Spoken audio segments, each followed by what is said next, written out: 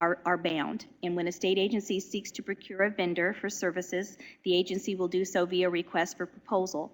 The process of seeking a vendor is strictly controlled by statutes and rules and is monitored by the Indiana Department of Administration. Because this is a competitive bidding process, information between vendors and the state agency is confidential. Vendors are entitled to a fair and equitable process, and no vendor is entitled to have access to the RFP requirements before the RFP is made public. Once the RFP is made public, each vendor will have the same amount of time to review the RFP and prepare a submission. No vendor should be given an unfair advantage by having access to information in the RFP ahead of time. You were provided a copy of the RFP in draft form, and please understand that these documents are highly sensitive, and you must take all necessary steps to ensure that no one has access to them. In fact, I want to make a comment to the board members here personally. End of yesterday, I asked for one more ruling from IDOA regarding the submission out of the documents, because I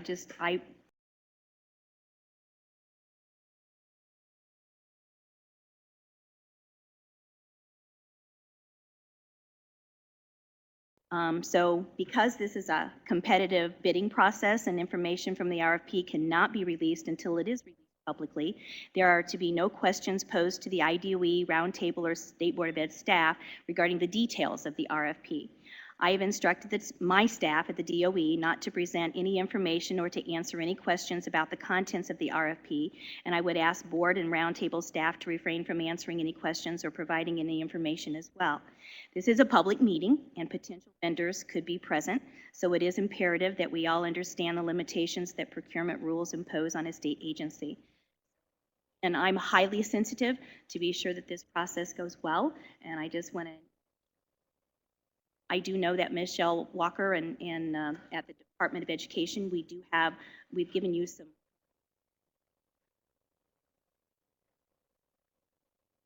So with that, I think we'll just start with our agenda. And so, Dr. Walker? I was just curious, will there be an opportunity for the board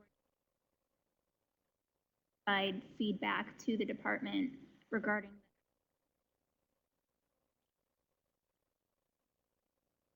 Well, I think that's part of what we're doing today. Actually take care of most of that. I get, but you're talking about very specific pieces of RFP. Well, obviously with questioning, I respect that we want to make sure we're doing this confidence there. But having just received this, I haven't had a chance to very brief cursory where we kind of state our approval of where we are on it. Personally, I would appreciate the opportunity to actually review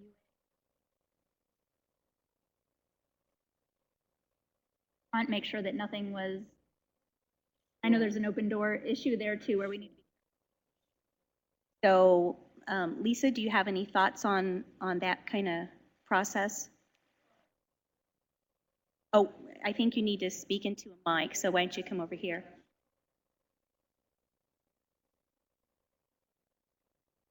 Lisa Ackerberg.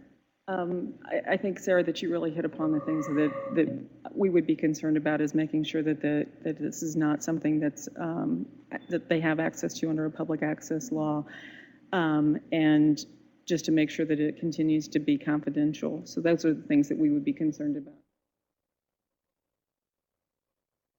I guess I would say that, and anybody can chime in if they want to, but perhaps your input would go with your state board staff and then the state board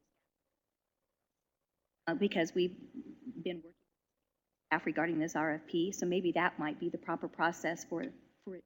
And I guess maybe, and this might be coming, I know we're going to talk about the timeline in that also, but I know that we are in a tight timeline to make sure that this does get published before July. So I just want to make sure that whether it's us reviewing on our own and getting that feedback to the state, whatever mechanism it might be. Always have that mechanism to get your. What is the date that?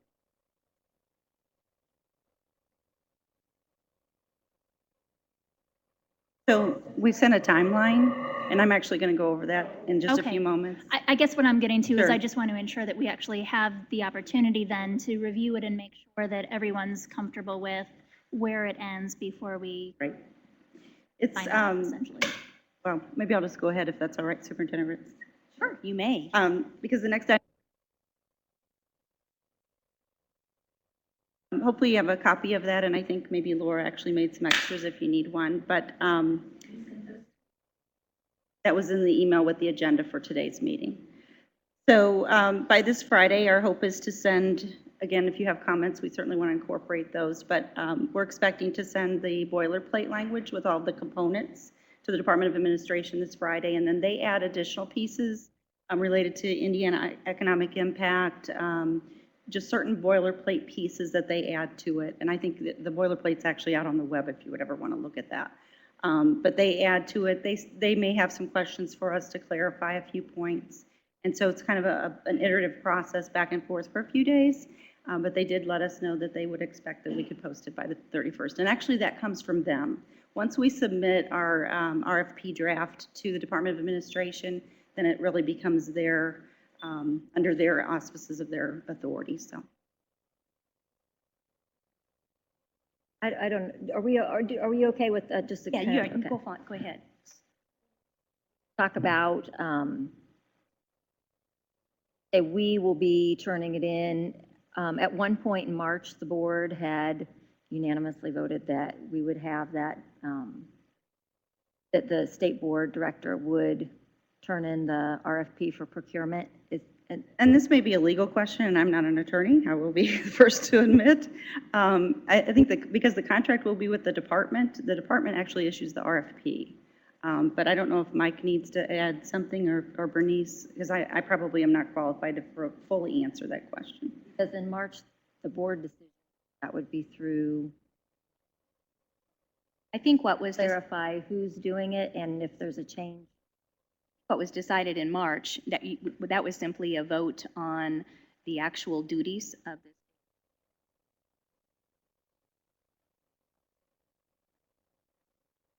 title, Bob, executive director. But this is a circumstance in which the department actually owns the contract. So we will be proceeding. I believe Lisa is going to be submitting. And Michelle McCowan and I have actually been working very closely together the last several days and nights on the draft, so we're trying to work as a team. Just to, I want to make sure we are kind of all on the same page of when that feedback needs to come back in order to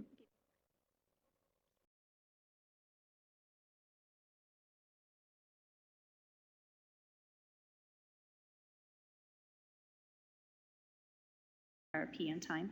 So I know that it's an undertaking to read all of this. The goal had been to submit an RFP that board staff had approved by Friday.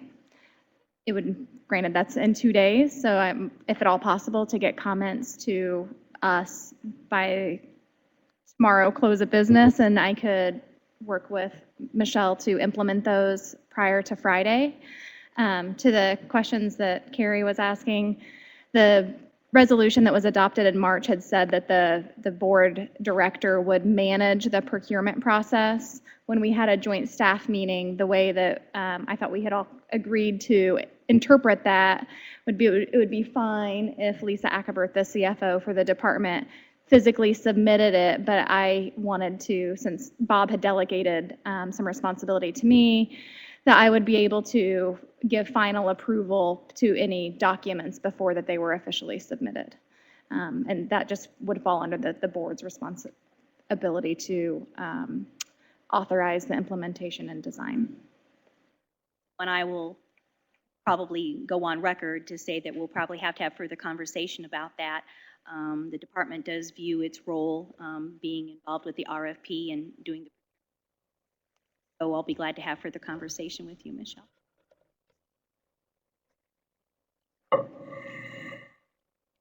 I might add, and probably you realize this, but all of the components that were in the resolution are in the RFP with one addition, and when I get to the next agenda item, I'll talk more about that.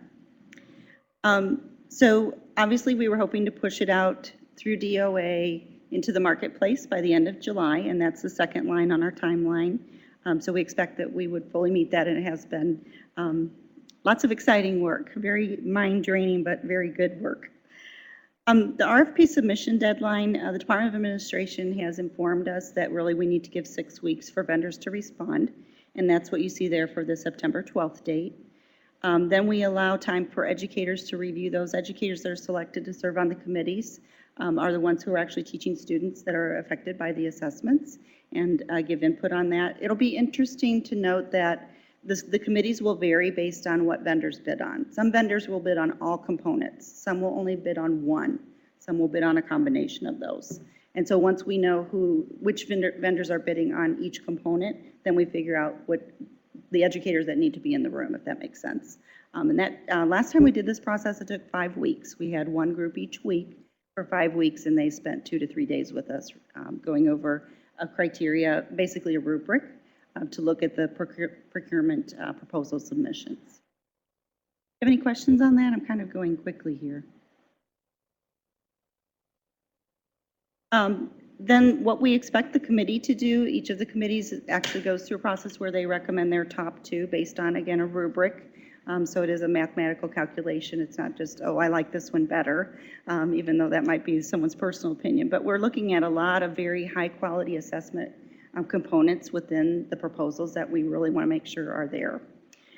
So we'll be doing that and then recommending the top 2 to the assessment subcommittee. And we expect to do that in the middle of October, our target.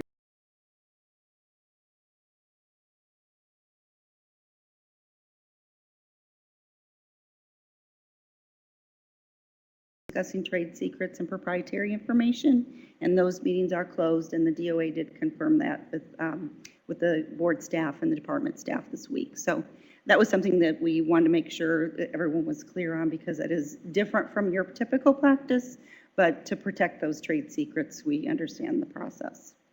And that's how it's been always in the past. I guess I would just say it's past practice as well. So we're allowing 5 business days for those presentations, because again, we might have vendors that bid on only one piece and they're in the finals, so they're coming to talk about one, and another vendor might be coming to talk about 4 components. So we've allowed a week, so I think that would be adequate. And then there's a tabulation that occurs at the Department of Administration. So for example, minority and women-owned businesses in Indiana that are connected to the vendor, those are worth points. Indiana economic impact points and things of that nature. So they do the final tally, adding in these other points that really are not part of the technical proposal, but that are part of the procurement process in Indiana. And then you as a board, actually as a full board, your next meeting after that is November 5th. And so we would expect that we would present those vendors to the full board so that there could be approval. So in a nutshell, that's the timeline. And we certainly, when we select the educators, we use our same process of ourselves, and you've heard me talk about that before. And we actually have teachers with us this week that are reviewing science and social studies items. So we make sure we have a representative sample of the students across the state with the educators that come to us. May I go to the next item on the agenda? Thank you. So the next item is the outline of the components. And again, this won't be new information to you because this came right out of the resolution that was actually passed by the roundtable and subsequently by you as a full board. And so the information within component 1 is the replacement for what we know of as a 3 through 8 I-STEP going through grade 10. And you might have remembered Debbie Daly talking and Molly Chamberlain at one of the subcommittee meetings about the accountability system and having a vertical scale in 3 through 10 and things of that nature.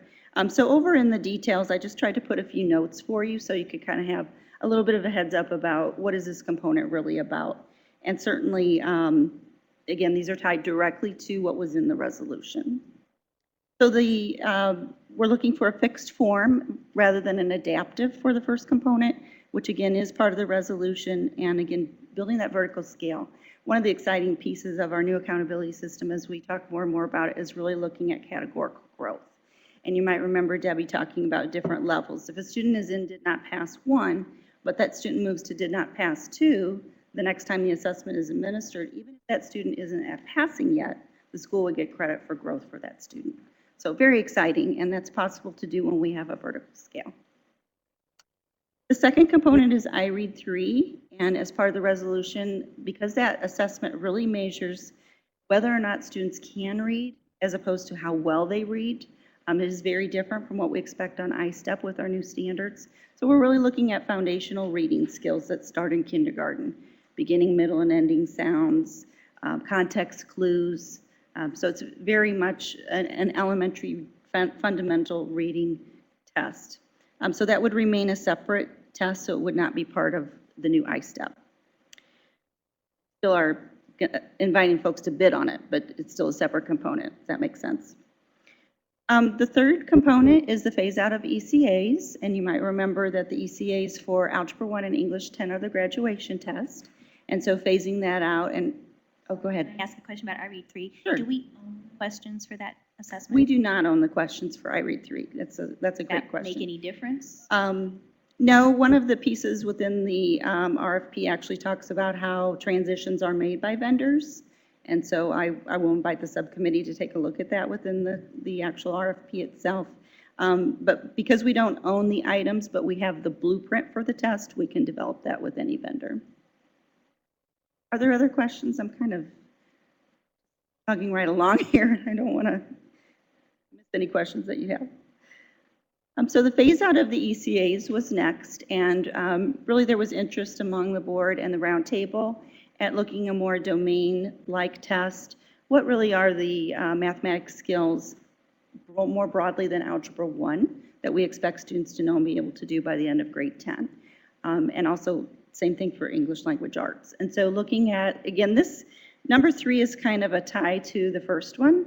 And when we talk through some of the questions that we have for you, one of the things we're going to discuss this afternoon is at what point do we actually phase out the ECAs with the class of, and I've given you just some examples to think about, and we'll talk through those in a few minutes.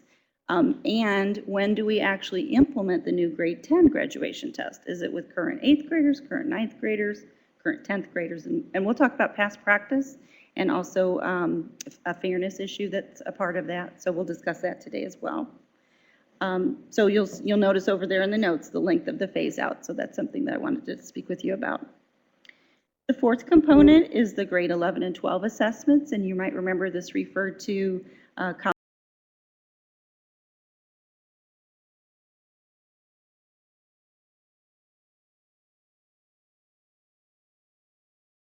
to post-secondary.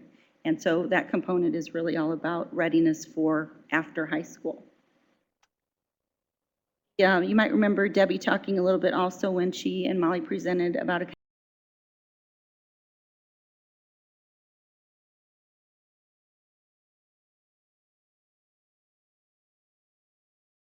parents.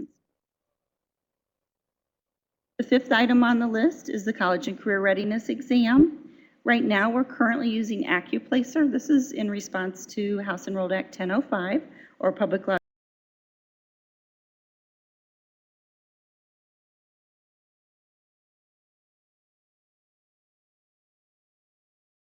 school and go on to their post-secondary endeavors, whether that's college or career. Again, right now we're using AccuPlacer, but part of our RFP is actually looking for the future. Who would the vendor be to provide the best solution for Indiana? The sixth and final one from the resolution is the formative assessments in K through 10. And one of the things that I know we've been thinking about as an assessment subcommittee is, do we want to try to give diagnostic feedback to teachers? They can inform their instruction, they can really zero in on student learning needs. And so by having an adaptive assessment that is not high stakes, we can actually find out the instructional level of each student and can address their learning needs, and that's really what was the focus of the formative. Go ahead. Sure. I had thought in the conversation at the roundtable and then with the resolution that was passed at our last meeting that we had eliminated back to that optional, or is this a mandate? This component, the entire component is optional. So this is, I don't know if you have a copy of the resolution, but it's number 4 where it says the state will offer optional formative assessments for grades K through 10. Okay. I've just had a request that we speak louder into our microphones, and so if you Sorry. could move yours a little closer, I guess there's some out and back. Like where I want to take a bite out of it. No. You want to ask another question? Yeah. I also then had a question on the science. We've always given the 4 and 6, and now there's added a 10. Is that? We've always given 10. We've Yeah, actually it's used biology. is the Yeah. ECA. So this is replacing the biology ECA, basically. And Not in the formative, but actually when we talk through the questions I've prepared for you, I want to talk a little bit more about science. Okay. That obviously we're already phasing out that Algebra 1 and English 10 because it's a GQE. And really, our recommendation is thinking through, and the board's recommendation through the board staff is looking at really a domain-based science test as well. That not every student has taken biology by that point. And so is biology the right message? Do we want to move instead of end of course to really looking at overall knowledge in a domain for students? So I think that would be consistent, and we certainly want your opinion on that. Any other questions about the formative? The final component that's in the RFP that was not part of the resolution, but that was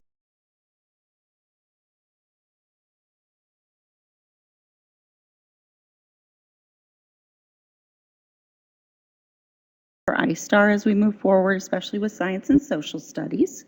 And so thinking again about 2015-16, we know the board approved use of the National Center and State Collaborative, or NCSC, NCSC for short, another acronym, for this upcoming 14-15 school year. And I think by having this in the RFP, it actually gives us an advantage to either continue with NCSC or choose something else. We really want to see what the marketplace has to offer for our alternate assessment. And so the 7th one was added where it's similar to number 1, only this is for students with significant cognitive disabilities. So before you do have a copy of the actual RFP, and it actually has been aligned and stapled in 7 different sections so that we walk through some pieces, because some of the questions that we have for you are in different areas. So we actually have component 1, component 2, right in line with what we have here on our chart.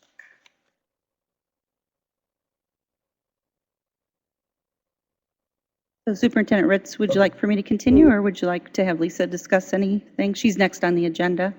I don't know if she had anything to add. Yeah, go ahead, Lisa.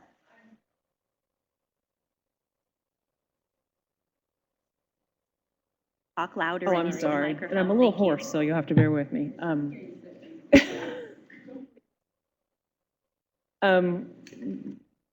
What really the department and this group is responsible for is really the technical aspects of it. What I would consider to be like the front of the document, if you will, is something that is something that DOA will be responsible for completing. There are some parts of that we participate in, things like the deadline dates, technical questions for use to evaluate the process, some other things just like the overview and other things like that. But really, this group, it's really the technical portion that you're going through with Michelle that is really what is the responsibility of the group. So I just wanted to add that really the front of the document is something that there's a few things that we do negotiate with DOA, but once we submit it, DOA really takes over the process. We work with them on the timelines. They set up the pre-proposal conferences. They solicit questions from the vendors, and then they post all of these things on the website so everyone would have an opportunity to review that. But once we really hand it over to them, they take over the process.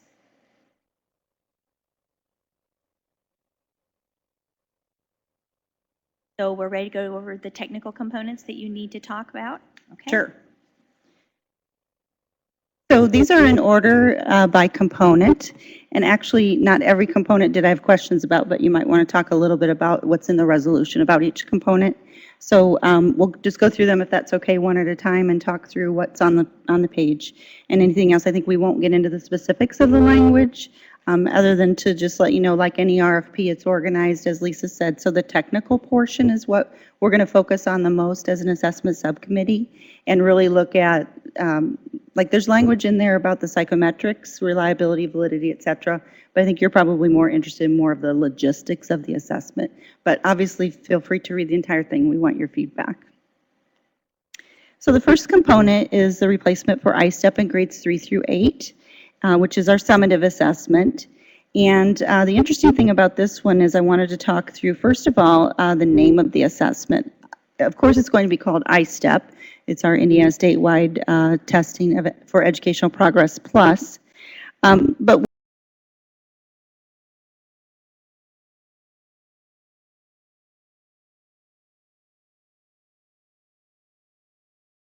response, extended response, and the writing prompt, those will still be in that March window that we've had since 1995, or well, I guess since 2009 when we moved to the spring. But the really important thing here is now in multiple choice, it won't be only multiple choice. So we used to call it applied skills and multiple choice. But what I need to know is, do you have some opinions about what we should call that second window? Now it has not only multiple choice, but technology enhanced items. About half of the items will be technology enhanced and half of them multiple choice. So what, I just put a placeholder as progress. If you like that word, great. Do you have some ideas today on other words that you would like for us to use? And we don't have to decide it today, but we can include it in the RFP language if you have On page something. 38 document. Sure. Of the first area. Got highlighted in yellow, the applied skills assessment and the progress assessment. So you're wanting to know if those terms Right, do you, describing the Right. test are Right. okay. or do you have other ideas? About that? Sure. Yeah, and we don't have to decide before the RFP goes out. I mean, we can decide to call it something else once we get to implementation, but this is something that if you already have an idea of what you'd like to call it, we can change it now. And again, if not, we can do it later. Thought that Yeah. multiple choice. These were things that when Michelle McCown and I were going through, we thought, we need to ask them about this. What do you think about this? So why don't you kind of mull that over, and if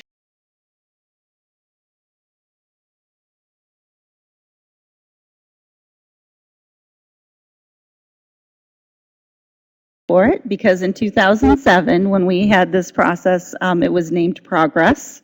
When we actually moved from the fall to the spring, and you might remember, some of you are too young to remember this, but probably, but when the test used to be in the fall, it was all one. So we didn't have two windows, we had one window, and we gave results back in December.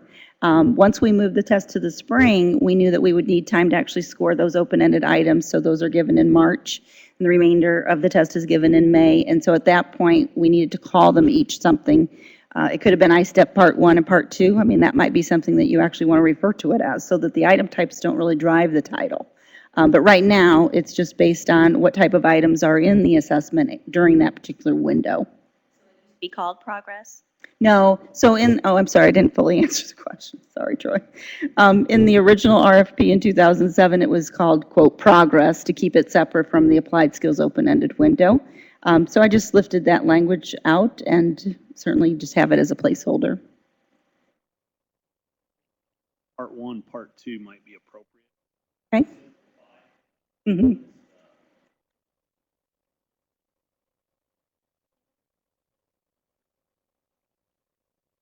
Prior thoughts before going into that? It's very simple. I think the word progress to me sounds like an adaptive growth model test and how much progress has a student made. And I even think that might imply that it's more of an adaptive growth model assessment than it's not. People might read too much into the word. Yeah, good point. I was just going to say similarly. My concern with progress is that if we're looking at growth overall from within the student, I'm worried that progress kind of confuses that because it has the same implication. I'd like the Part 1, Part 2 as well. Do you want me to go ahead and change it to Part 1 and Part 2 as placeholders, and then if you think of something else in the future, we can change it? Okay. Sounds great. Thank you.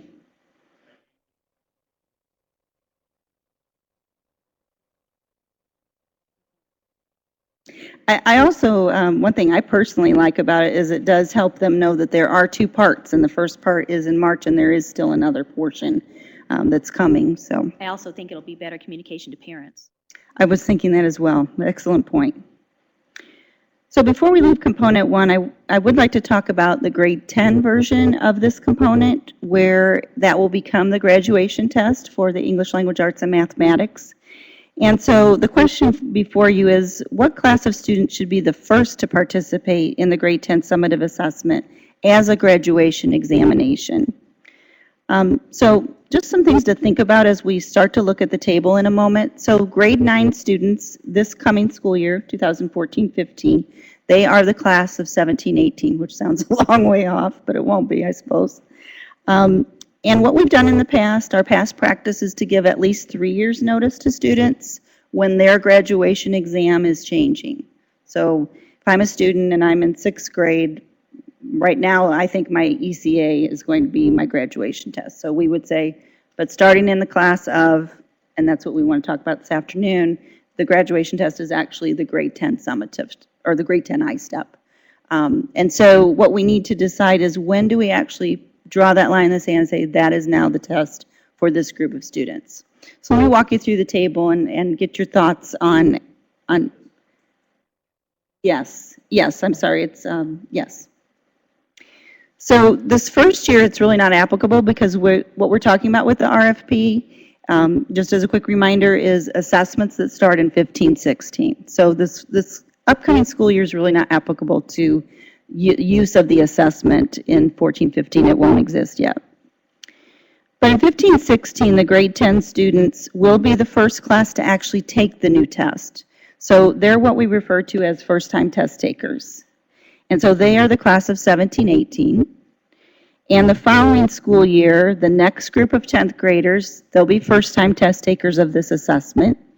They're the class of 18-19. And your 11th grade students, if they need to, will be retesters. So if they didn't pass one or both areas when they were a 10th grader, they will actually have 2 opportunities during their 11th grade year to take the test. That's not new. That's been Indiana's practice since we instituted the graduation qualifying exam. You'll see that language in the RFP, but it is standard practice in Indiana. The next school year, 17-18, again, you'll have a new group of 10th graders as first-time test takers, but now you'll have retesters in not only 11th grade, but also 12th grade. And in 2018-19, I added adult testers here because at some point we need to start making the new test available for young and older adults that actually want to earn their high school diploma in Indiana. So they might be fresh out of high school, they might have been out of high school for 10 or more years. So we need to know, when would we actually give them that test? So if we start this test with 10th grade in 2015-16 and make it the graduating class, for example, of 17-18, then we would actually make it available to adults starting that next year. So if you think about it, a 5th-year senior is kind of like an adult. We're going to talk more about that as we talk about the phase-out of ECAs. Because we're going to talk about grandfathering, and I won't go there yet because that's another conversation. But the question for you is, how much notice? So if we tell 9th graders this school year, your graduation test is over the new College and Career Ready 2014 Indiana Academic Standards. You're going to take it as a 10th grader, and it will be your graduation test in 17-18. You will need to have passed it by then. So we're giving them the full 3 years notice. Actually more than that, but. So questions you have about that process? It would be this year's 9th graders. So as a 10th grader, they would take the test.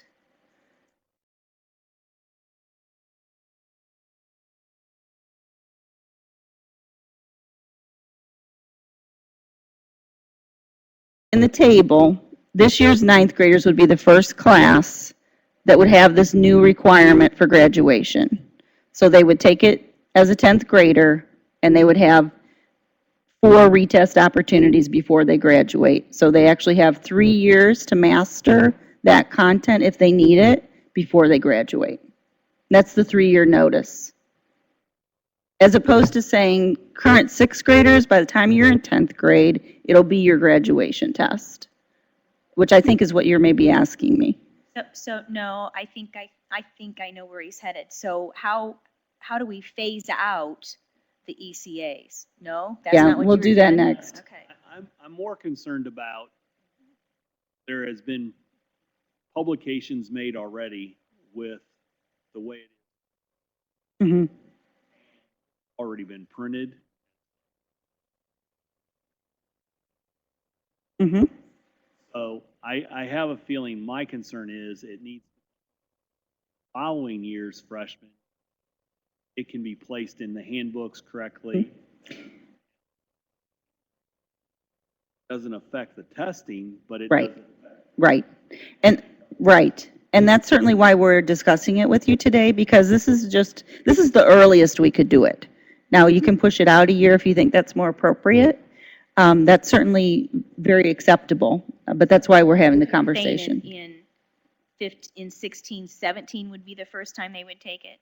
So 10th graders would actually take it in 15, 16, but it wouldn't be their graduation test. Gotcha. That's what you're saying would be better. It also gives the field a chance to see the test at least once before it becomes the graduation test.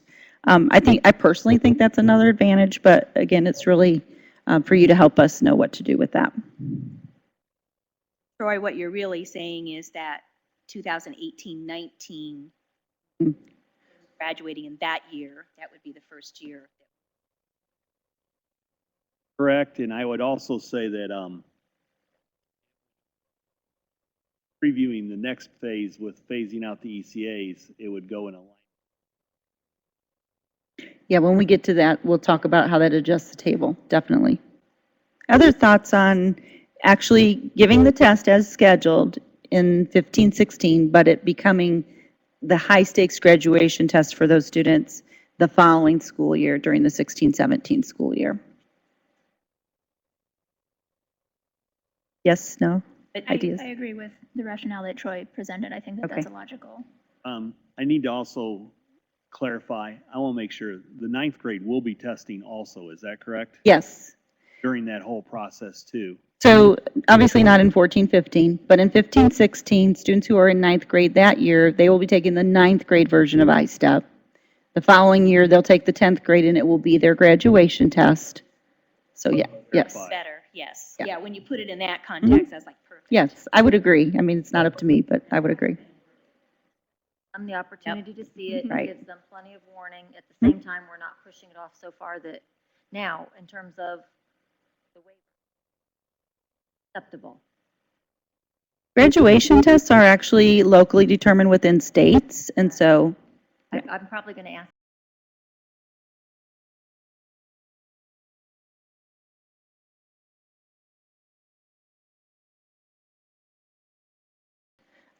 but I think to Troy's point, communication, which is extremely important to parents, students, schools, would be, I think, probably more prudent if we put it off a year to make it that high-stakes test.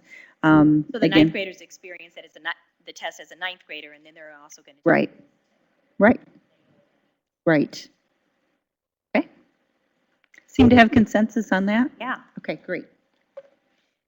So component 2 was I read 3, and I didn't have any questions for you about that unless you had anything that you wanted to bring up and discuss about that component. Okay, well, let's look at page 2, which is component 3. And Superintendent Ritz was really good at saying the page numbers.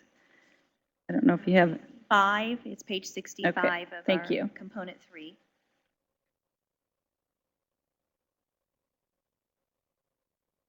And component 3 is now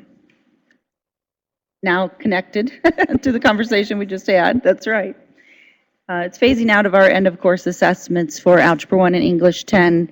And I would like to submit to you the Biology 1. Although Biology 1 really doesn't need a phase out. You can, and I want to talk about that. That's not on here because it wasn't in the resolution, but I do want to make sure after we discuss this that we spend a couple minutes talking about the science test for high school that's required as part of NCLB that right now happens to be the Biology 1 ECA.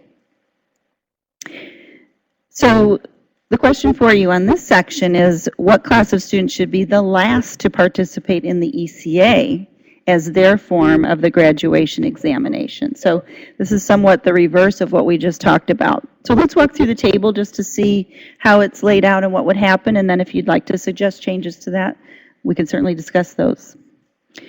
So next school year, or this coming, I should say now, it's almost here. For some schools, it is here. They have started. So in 14-15, the grade 10 students here, we had said they would be the first-time test takers of the new test. And actually, that's really not correct because we've been talking about moving them on. But let's just say that the grade 11 and 12 students, because they are retesters for ECAs, so your grade 10 students, here you can say first time or retester, if you'd like to write that on there. We might as well make a little bit of an update while we go. So in other words, if I'm a 10th grade student and I'm just now taking Algebra 1, I am a first time test taker. Does that make sense to you? I mean, I might be a 6th grader, but let's just say I'm a 10th grader. So I could be a first time test taker or I might be a retester. But your 11th and 12th graders this coming school year are retesters, and unless they've never taken the course, but we won't go there. And of course, we offer it to adults, and you may be aware that this is actually through the Department of Workforce Development, so that we work closely with the DWD assessment staff in providing this opportunity to those that are out of high school and haven't yet earned a diploma.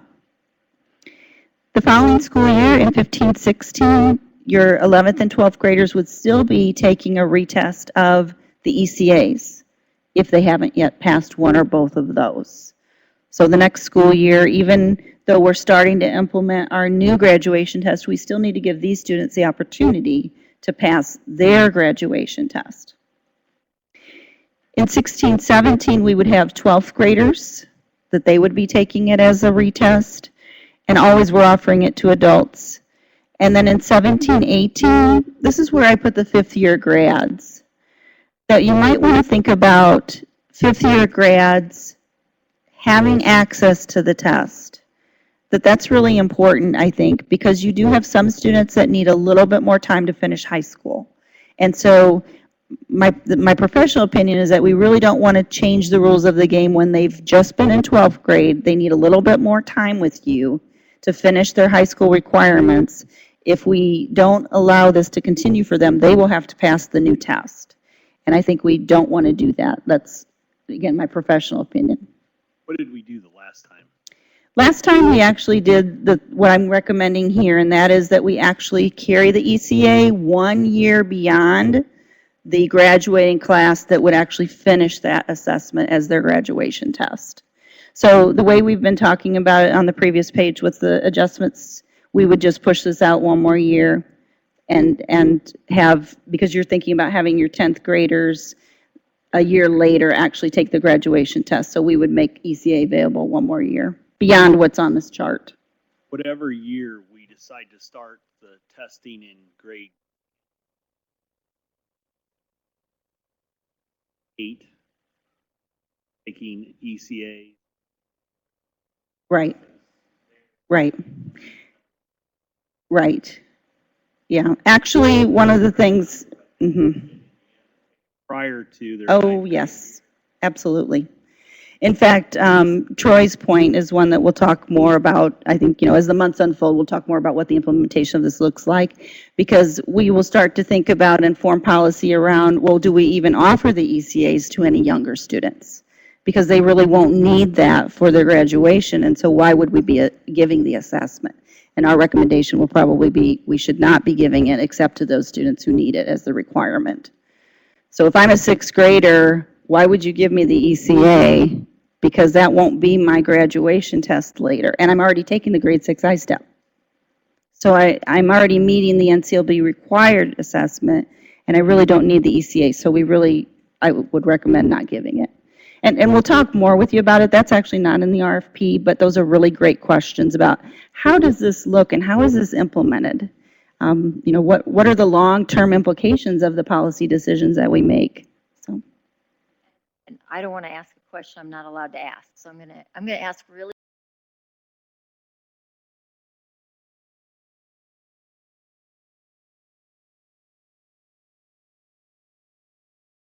current testing company. We own the items. We own the items to all of Indiana our, owns those items. yeah, I can go ahead and answer that, I believe, I hope. We I'm own not, I'm not getting any dark looks. Own from- everything but I read 3? I was just going to say that, yes. Superintendent Ritz is correct. We own. I actually didn't know if we owned I read 3, so I asked. So I'm going to say again, other testing companies than those that currently give the ECA could potentially present the possibility Provide it, that they mhm. would provide the ECA. Right. Any of our assessments can be given by any vendor.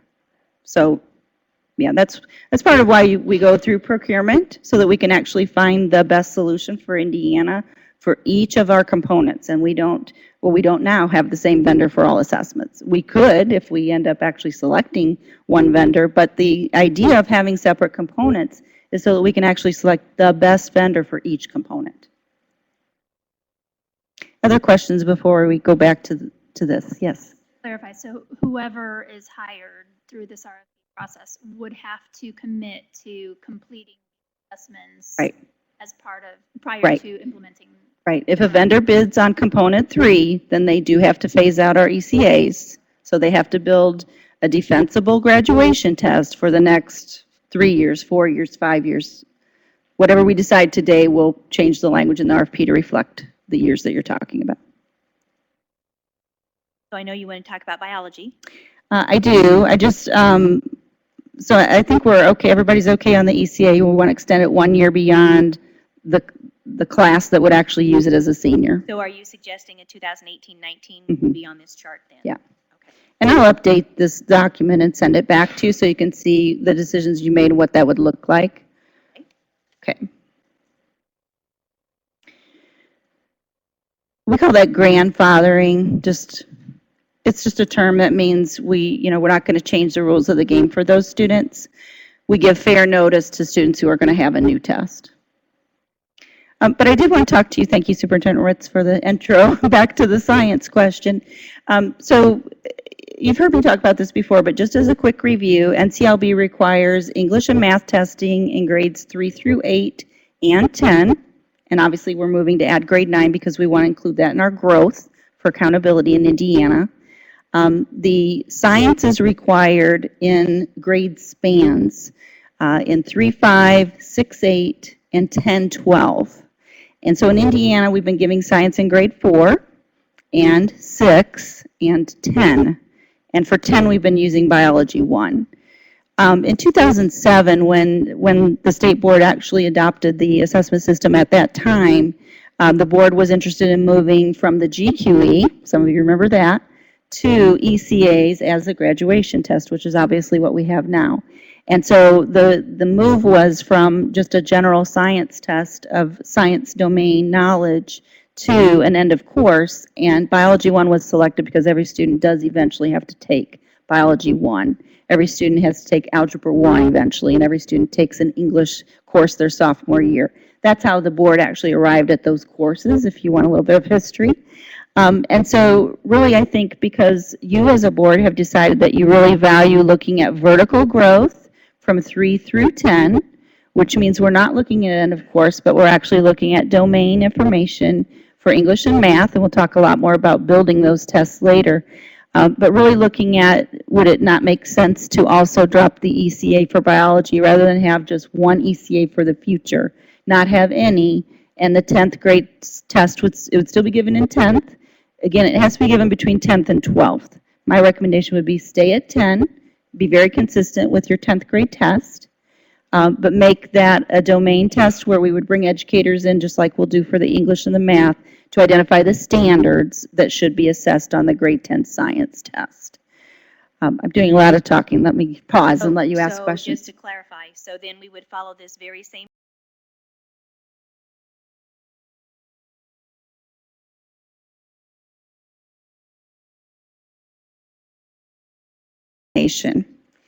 In 2015-16, we could give the science test and at that point not give the Biology 1 ECA anymore.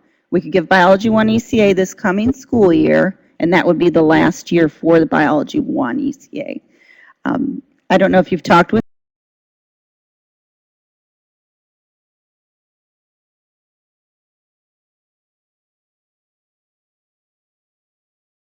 think that's the most difficult, but I also think that, that domain is gonna be harder than mathematics to have, due to the fact that the different areas that you have, biology, ECA, exactly the components that are.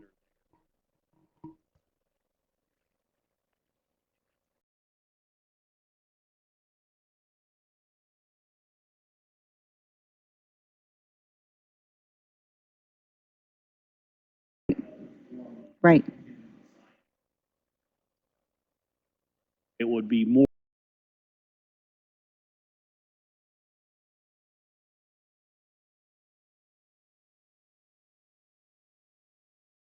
place for kids to perform the best that they can, Sure. progress that's going Sure. on. It would be, if we keep it, and again, that's something we want to discuss, if we keep the Biology 1 ECA, that would be the only ECA we have moving forward. Let me ask a question. So we used to give a science test that was not tied to biology, correct? Yeah, so science was more general science. It was, a little bit of earth science, a little bit of astronomy. I mean, I don't know. I'd have to go look at the blueprint for the test, but it was more general, based on what students had learned up through the end of ninth grade and into 10th grade. Obviously, we would bring in students or teachers that work with ninth and 10th graders and help us identify what standards actually make sense, and then we would produce that set of standards for the field so they would know these are the concepts that we're assessing on the test. So we would be transparent about that. Throw out a question because we give it at 4, 6, and 10, right? Mhm. So to me, when we have a test that's no stakes, be using it primarily to see if you're getting, if your kids, if your whole progression of science Mhm. as it should be. Right. So the grade 10, when it was more of a general science test or proficiency science test, how did it capture grade 7 through 10 science? So similar to what we do now with science and also with social studies, because social studies is only grades 5 and 7, as you might recall. And so this is fresh on my mind, if you don't mind if I use social studies, because I was just in the room for that before I came over here. But for example, in 5th grade, they're looking at U.S. history. But in 7th grade, it's about more the Eastern Hemisphere, Europe, or whatever.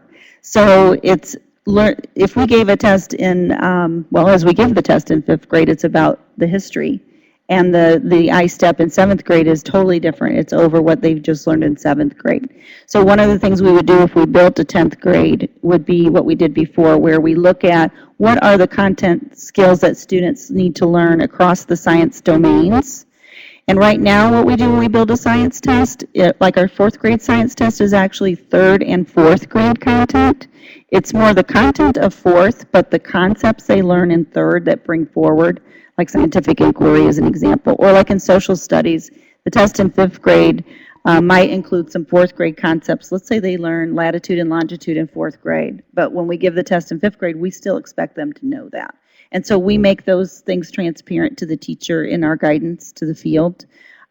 So again, and you don't have to move to a domain test in 10th grade if you prefer to keep the ECA. Ask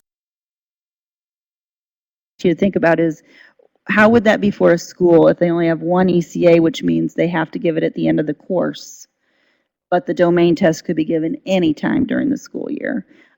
Because one of the things that I hope it's okay if I discuss, I won't name a dollar amount. Right now, we pay by the day for our end of course assessments. We have 5 windows because of all of the different school schedules. And so our summer window, for example, starts in early June, it lasts through the beginning of August. And every day that window is open, we are paying for the ability to give the test. If you move to a domain test, you can set the windows, and those are the windows, and that's when you give the test. It doesn't matter if a school is on block schedule, trimester, traditional. So I'm not trying to sell one or the other. I just want you to think about all of those things as we talk about it today.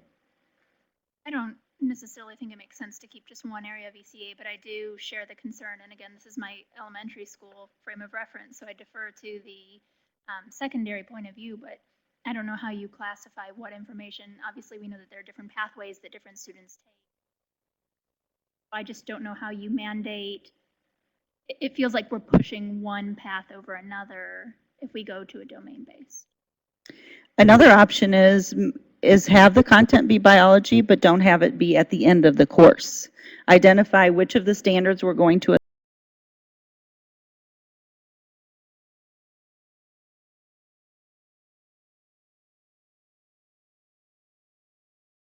That's what I was just about ready to say, because when you gave the social studies examples, it seemed aligned with the With the curriculum. content, yep. Right, right. So, so that might be a good. Took biology a really long time ago. Me too. But the things that I can tell you that it's like a foreign language. Practice it. General science questions that occur, but Mhm, have to be pretty current mhm. with it.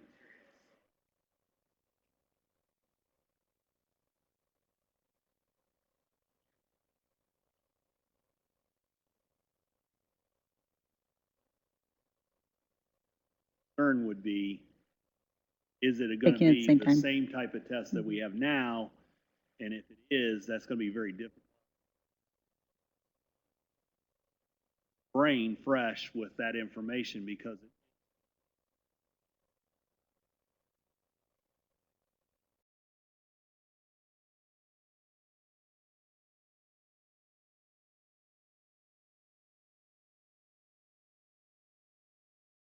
So I think, sorry, it will no, that's be a okay. delay. What I think I hear you saying, Troy, is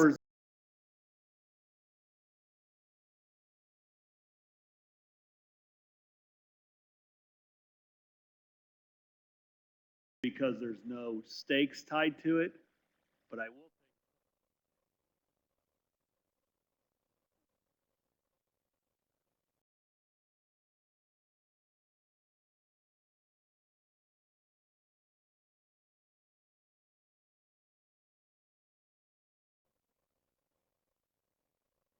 Just that test Right. has provided us with that solid aha, I guess, that Mhm. you. I think, as a full board, you might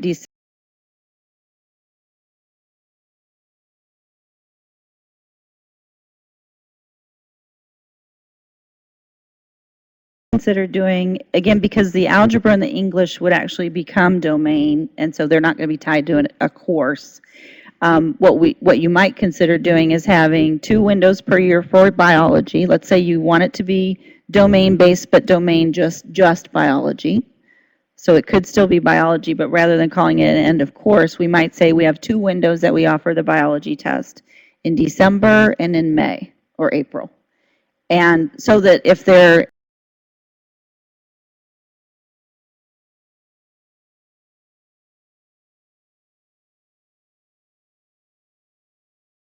Again, I am concerned fiscally, frankly, about how much money we're spending on 5 windows. My other question is, could it, So we have to give a test in grades 10 through 12 for science. So here's the other thing I was going to say about the content. If we say we want to stick with biology, but rather than quote end of course, we're going to have a science test in high school. It will be based on biology content. There will be 2 windows a year. So we'll have a fall window, not for retest, but if there are any courses that end sometime in the fall, we'd have a fall window. Any courses that are going to end in the spring, we would identify any content that we know won't be on the test, so teachers know you don't have to teach the entire course by April 1st. So we would be very transparent. But the other thing we could do is say, and when a student is taking that instruction on that content, they should test. So if you have a 9th grader in biology, they would take the test when they're in biology. Which I think solves what you're talking about, but I think we would get out of it's at the end of the course, like the very end, and you can use it for a final exam, and, things that I think are really not appropriate now based on the direction that the board's really going with regard to assessment. but still maintaining some of the things you're talking about, informing instruction, helping teachers become stronger, having more kids interested in pursuing medical-related careers. That kind of thing, I think, if you stuck with biology as a content, would still work for you. Mhm. Just to say it's a 10th grade test. That makes more sense. Other thoughts? Do you agree with Troy? Do you have other ideas? I think as long as our requirements and saying, you know, you biology and you're a ninth grader and you take it, as long as that's acceptable, that's better for the students. So No Child Left Behind requires science to be tested, again, you said in an elementary? In 3 through 5, one of the grades in 3 through 5, 6 through 8, and 10 through 12. So what we do currently is we selected Biology 1, because that's what we're expecting all students by 10th grade have taken. So just like we do now, if a student takes Biology 1 in grade 9, we give the test in grade 9. We certainly want to follow really opportunity to learn and access to content they've But we're just doing learned. algebra. I was just going to say, we have other courses that we're Right. doing that with. And the same requirements are of social studies minus the grade 10 through 12. Social studies is a state requirement, and when we developed the social studies test, we wanted to make sure we didn't give both science and social studies in a grade level. And so when we selected 4 and 6 for science NCLB tests,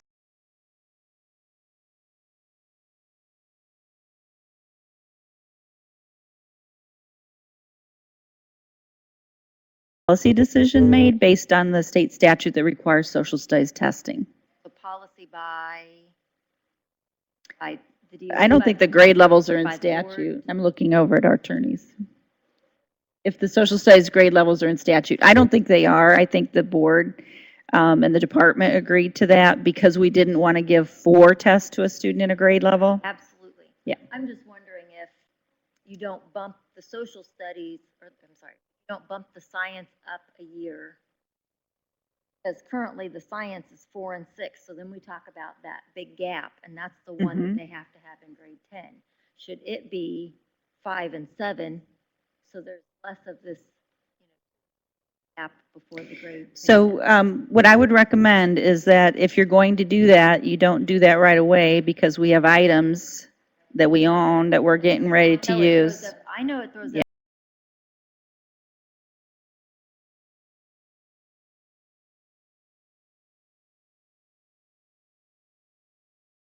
Some of those decisions, I think, as standards change, then you might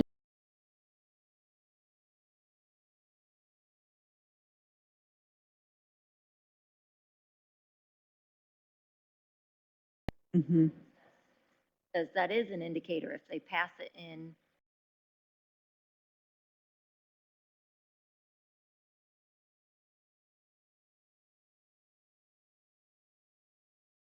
Information follow, when a student applies,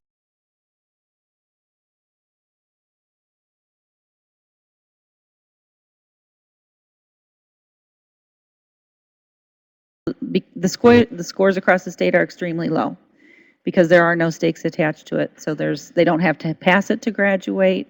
So want to make sure we're not, There Right. are, If it's there something are that's being some used- scholarships.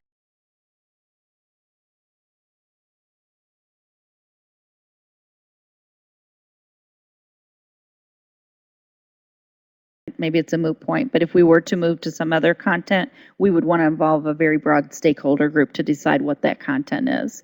I think for the purpose of the RFP, we just need to know whether or not you want it to continue being an ECA, or do you want it to be a domain-based, and if it's domain, do you want it to be just one field of science, i.e. biology? Does that make sense? Yeah, so let me encapsulate what I think I heard, is that we kind of want to keep the domain, we went domain base, but keep biology, so that we can have that flexibility of when the students actually take the test. Check. Right. Okay, great. So component 4? Okay, so component 4 is the grade 11 and 12 post-secondary readiness assessments. And that's the next actual item in your clipped packet.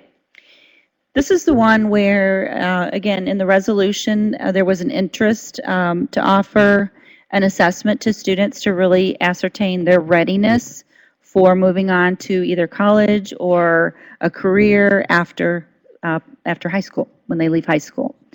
What I'd like to do is kind of quickly go over some of the things I'm going to ask you about, and then we'll come back through them one at a time. The first one is we're going to come back around and think through, are we talking about offering this when they are both in 11th and 12th grade? Or are we talking about the state paying for one of these when the student is in either 11th or 12th grade? So those are very different. The resolution language, and I put it here on the paper for you, talks about students in grades 11 and 12 will be provided the option to take one or more assessments. So one of the things we do need to decide as an assessment subcommittee is, are we paying for one per student or one per student in grade 11 and one per student in grade 12? Then also want to look at the industry certifications. Industry certification and workforce readiness are the third bullet or part C from the resolution.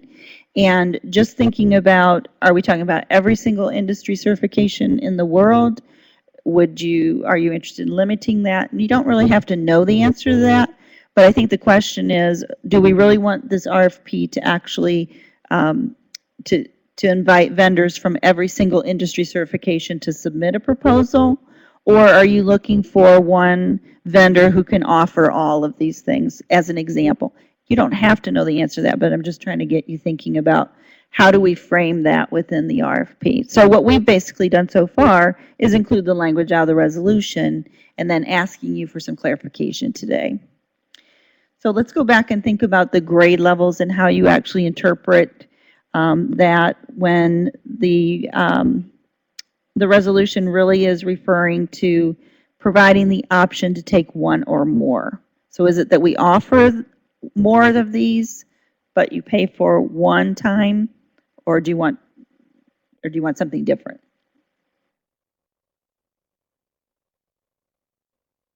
Allow for retakes as well, or are you asking about individuals? Okay, great question. Let me just clarify that these are no stakes whatsoever, which I didn't say, but I want to just be clear. Thanks, Sarah.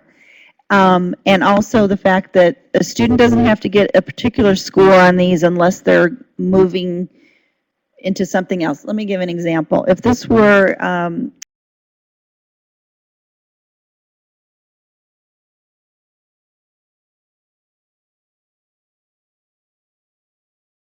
the Ohio State University, for example.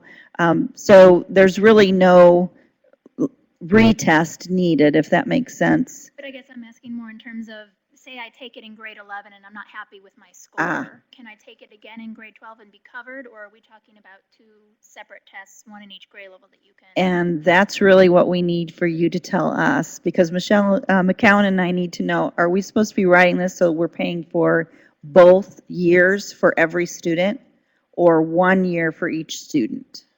So I'm reading the resolution here, the very last one that talks to money. It says it's recommended that the state give due consideration to funding the following assessment costs. And B says the full cost of at least one of the optional college and career readiness assessments administered in grades 11 and 12. So I thought that was written to, state would pay for one.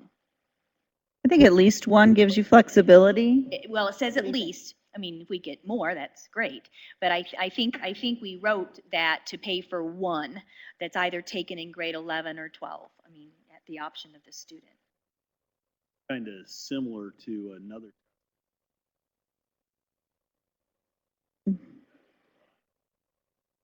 Correct. Correct.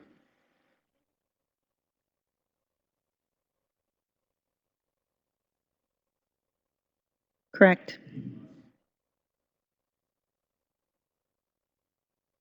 I'm inclined to say one, but I was going to ask current practice. Current practice is we don't pay for any in grade 11 and 12. So even one Is more, Is more is than what one we're more doing. than what we have now. what we're Correct. currently We offering. currently pay for an assessment in grade 10. I didn't want us to be offering more than that and us be. Right, right. I think we're kind of in agreement on that. So Okay. I will. And it's either grade, is that correct? Grade 11 or 12? Okay. I'm sorry, didn't mean to interrupt you, No, Superintendent. no, no. And So- then they could also, if they could do it in either year, then they're gonna take it when they're ready. That's an excellent point, and I think, Flexibility right, to right. schools and students. Right. I think, a little bit of background, I think one of the reasons why the roundtable and the board was interested really in this component is because we'd like to show kids what is possible for them. So they take the ASVAB and they find out, hey, I really am suited to a military career. So, just really trying to help students find their way after they leave us. So the overall conversation of this and this component here is probably the one that I least understand why we're putting out an RFP. I just least understand it. So I'm going to throw out this conceptual piece. So Carrie, on the panel for accountability, we haven't, we had conversation about not limiting ourselves to what we might stick on the list, that it would be ever changing and we would want processes in place so that they're not cumbersome, so that we can have opportunities for kids to show their college and career readiness. So I don't know how, I don't see this being so encompassing that it's going to encompass Right. all of these 4 areas. So let me talk to you a little bit about the procurement process and see if this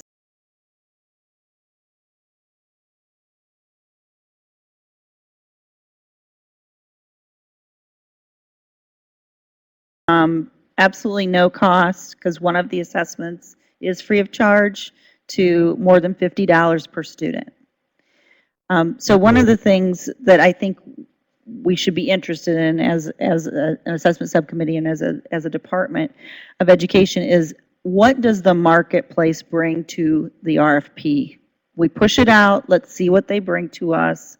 Let's see what costs are, let's see what's available out there. We may decide not to select any vendors and go a very different route. But without putting it in the RFP, we won't know really what our options are. So just to give you a little bit of background about why it's a component in the RFP and that we don't have to select a vendor just because it's in here. Does that help? Well, because many of these items on here are going to be offered to kids and are offered now. Hmm? Have them in place. Let me just say that some of the other kinds of decisions you might want to make later are, how much will you pay for? Will you pay for an unlimited amount of money for one assessment? Or will you decide, once you see how much these cost, that you can afford X for every student? And we won't go down that path today because it's really not the time or the place. But I do want you to know that there will be other decisions you can make. Having it in the RFP says, we're interested in doing this for our students, and we really want to know what solutions are out there that we could select to offer or not, if that doesn't fit what we're really looking for. So this one's a hard one to wrap your head around, so I appreciate your questions. So industry certifications, we don't pay for those now. We don't pay for them currently. So Troy, what happens when students in the high school want to they just pay for it themselves?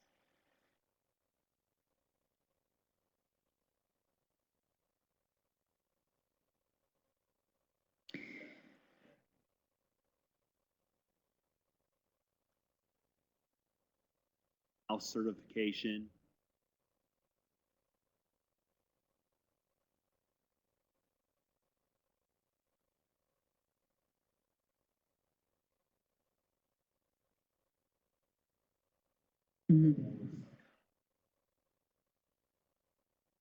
But if there's a cost, the student And bears. some institutions or organizations charge for the certification assessment. Charge the entry and. Yeah.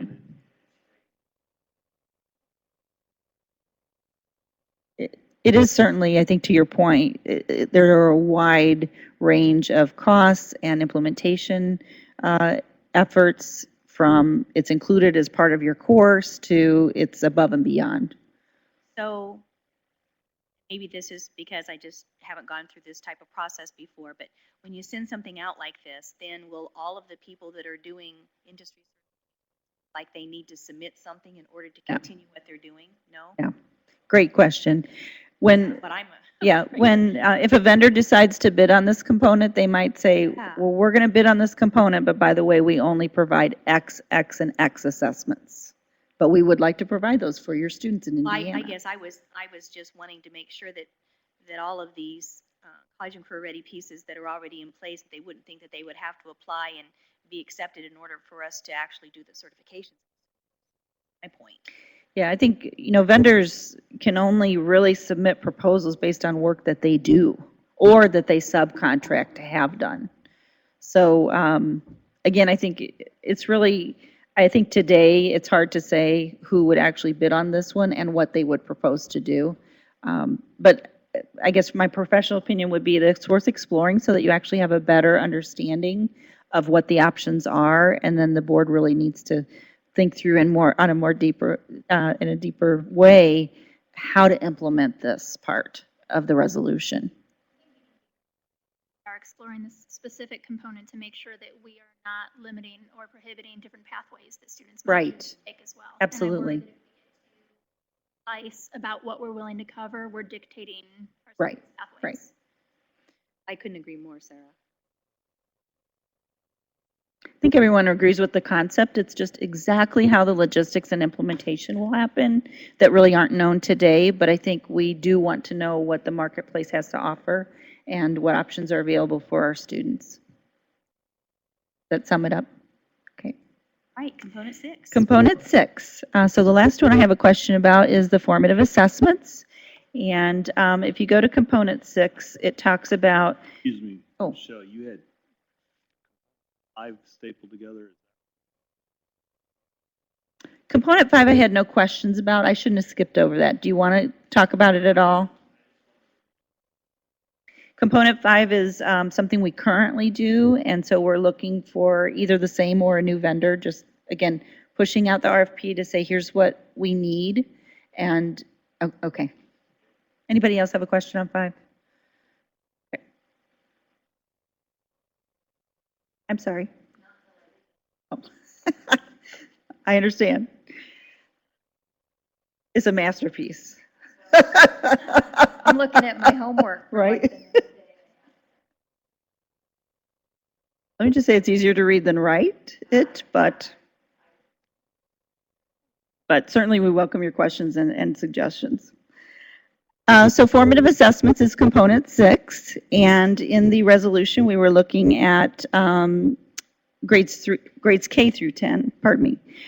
One of the things we want to talk about this afternoon, it feels like morning, some of the hours I've been up, sorry.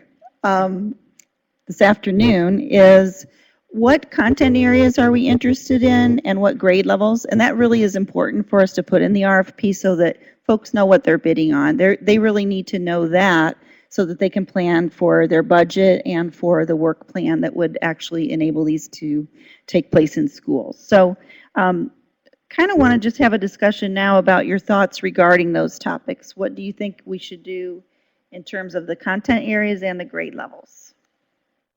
It doesn't really speak to science and social studies in the resolution piece. It just Yeah, speaks to having formative Right. assessments and adaptive in K-10. And so, worth having a conversation about where we can put it out there. We could see what's offered. We may want to pare back. We may want to look at cost. We want to see what we can get and, in terms of what's offered in arts and mathematics. Able to get a sense of really how much use we get with the science and the social studies. Yeah, we get quite a bit on the tested grade levels. So yeah. at the middle Mhm. school level, I would Mhm. assume we get people Yeah. who are Mostly actually- middle school. Yeah, some elementary as well, especially if they're trying to beef up their science program, similar to what you were talking about, Troy. I go back and forth on this one. Okay.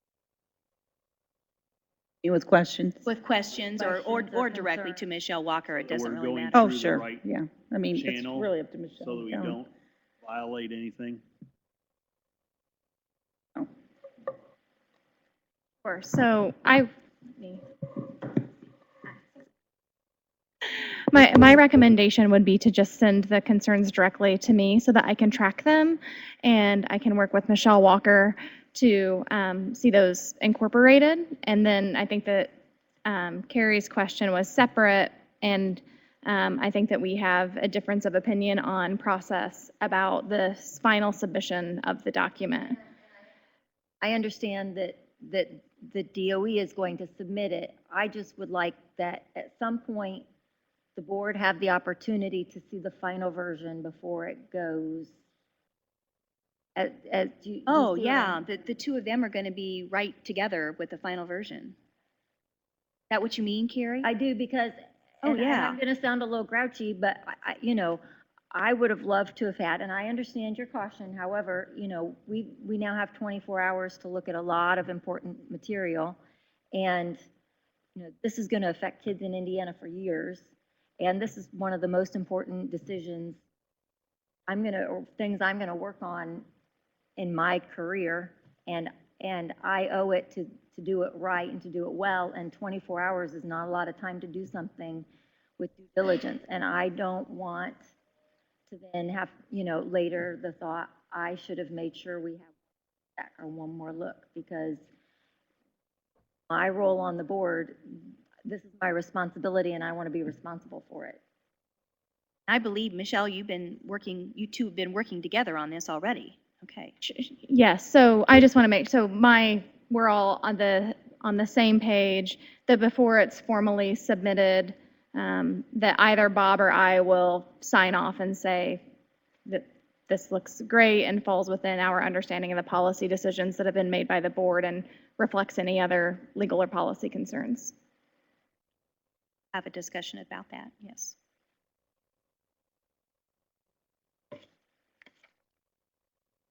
So, So, CTB contract. So wanted to give you a little bit of background information. I think you've had some questions. I'd like to try to answer those today. So one of the things that, I've been here for 8 years now, and what's always been drilled into me is never, ever let a contract expire. Even if you have to amend it, as soon as it's renewed, don't ever let one expire. So, and I say that just to kind of give you some background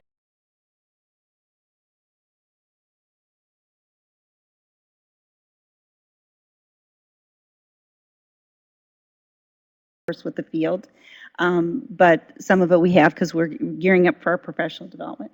But in January, we did start a special procurement process with the Department of Administration and the State Budget Agency to say that because of 1427, which required us to give ISTEP for one more year, and Senate Bill 91, which actually required ISTEP for the biennium, so that would be through 2015. So we started our initial contract extension talks with CTB, with moving forward with our current, what was at the time our current ISTEP, if that makes, I think you follow me on that. And also developing, though, our college and career readiness test. We called it, you might remember, the CCRTA for short, College and Career Ready Transition Assessment. Because at that time we were serving 2 masters. We were serving the state legislature requirements through 1427 and Senate Bill 91, and the federal requirement to have a college and career ready assessment on the ground by spring 15. So basically from January through April, we were working through that process, through special procurement, working on scope of work and things of that nature. In May, we actually did push the information through what's called CMS, that's our contract management system at the Department of Education. And so in June, we were having conversations with the U.S. Department of Education around really what our accountability assessment would be in 2014-15. And we talked with them about our state requirements legislatively with regard to our at the time present ISTEP. And so I think, they really encouraged us to think outside the box and think about ways that we could actually go ahead and transition right away to a college and career ready assessment. We could still call it ISTEP, but there was concern over having an accountability assessment over non-CCR standards. So at that time, the contract was in process, so it's still going through process, but we're talking about with CTB, with other groups throughout the board and the department around what would a new assessment look like. And so we were working on our waiver renewal. And much of what I wrote in the waiver was moving to a fully aligned assessment as the operational assessment in spring of 15. So that's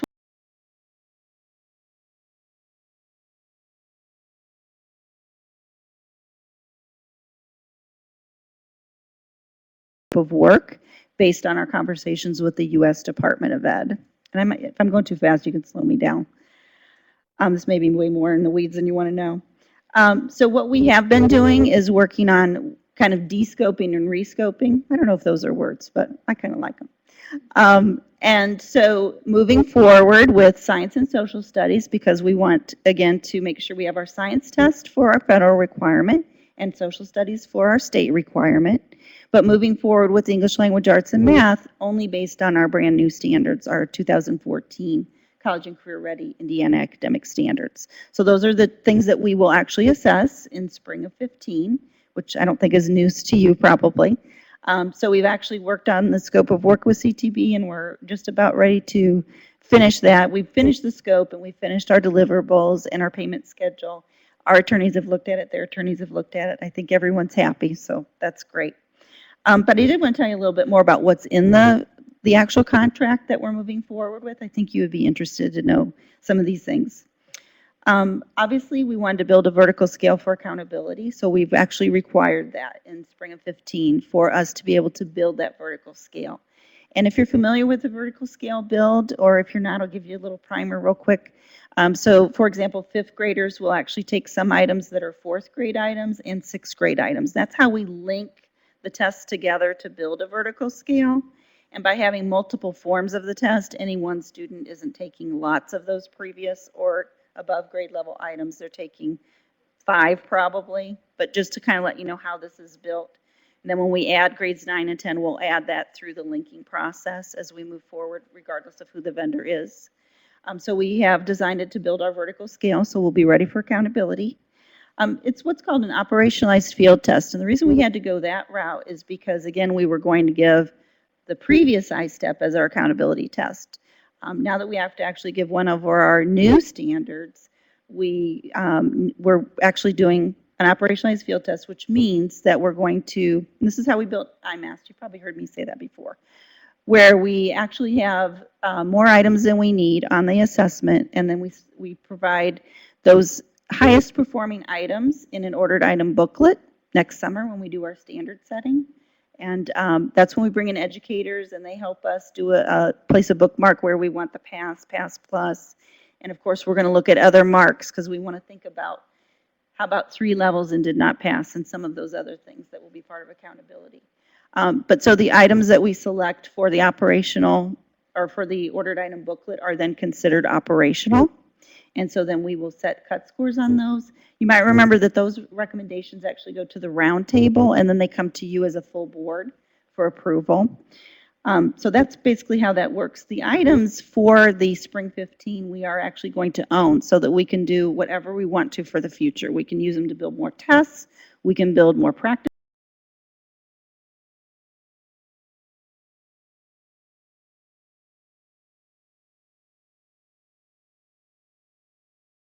We want to be able to have a lot of samples. This is going to be very different.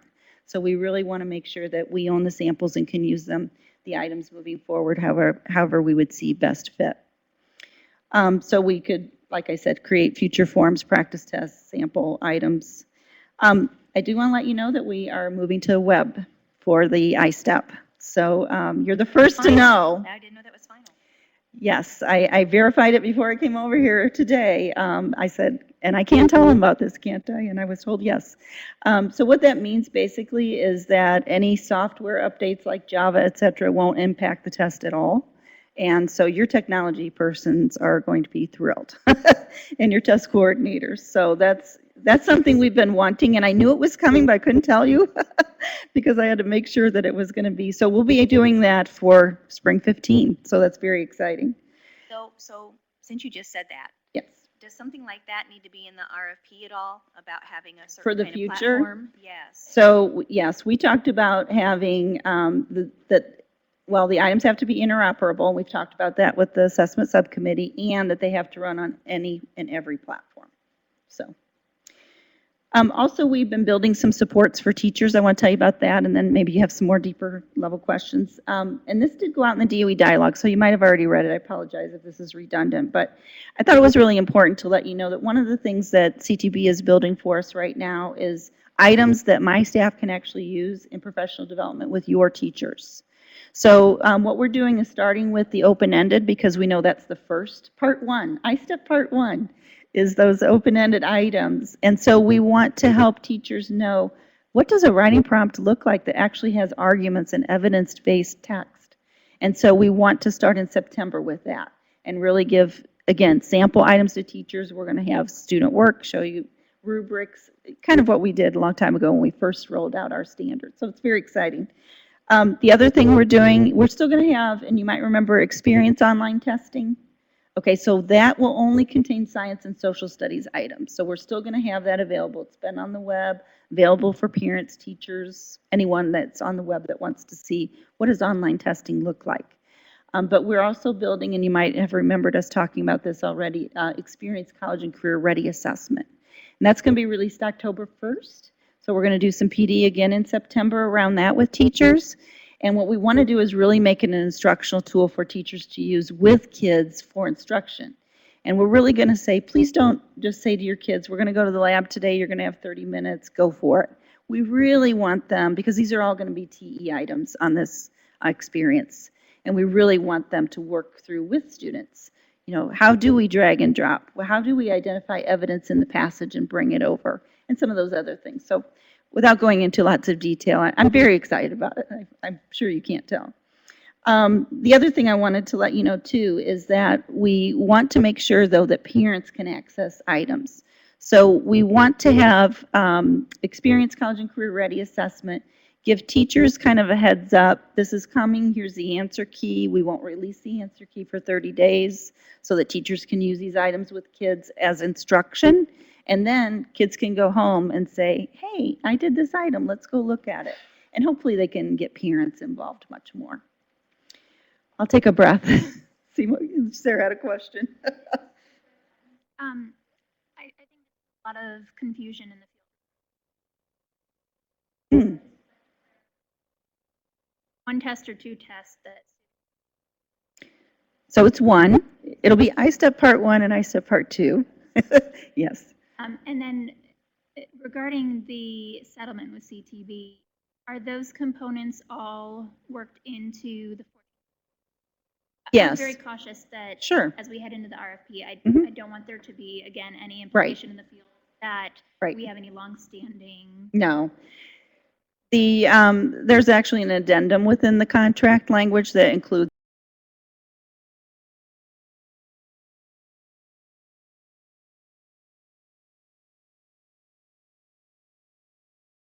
I think this year. Yeah. We really need to get you all there. I think you would find it very interesting. But CTB actually sends an artist, a real artist, out to schools in various states and countries that they work in to teach them about art. And then they actually enlarge those and hang them in the scoring center. And I like that because it reminds all the evaluators that these are real kids and, you know. But also the art is sold during the National Assessment Conference every summer. And the money goes back to the school where the students attend. That's something that schools across the state will have access to? No, only selected schools for the art project. Sorry. I know this is kind of in the weeds, but I'm just curious. Let's see. That's Would there be a selected school and- in Avon that might be No, available? I'm not from I'm thinking in terms of if I'm a school who dealt with issues, interruptions throughout the testing period, I'm thrilled that however many schools are selected to get this, but not. Yeah, you mention wanna as know a if it's facility, mine? What about me, but what about me? I actually am not sure how the schools are selected. I'll have to check on that. That's a great question. But that was just one of the examples. There were the building of science and social studies items that were reviewed this week was included as a previous agreement item. Part of the agreement was in-kind services to reduce the cost of the contract moving forward for this next school year extension. again, it'll be a public document. It's all in there, so. But yes, to answer your question, I guess the short answer is yes, all of the agreement pieces are there and are included. Did you have other components you wanted to talk about, or are no, you- I'm out are of you- breath. Okay, all right. Are there other questions I can answer, either about the contract or the RFP or the process? Anything else that you can think of? Right. Thank you. Everybody for attending. Thank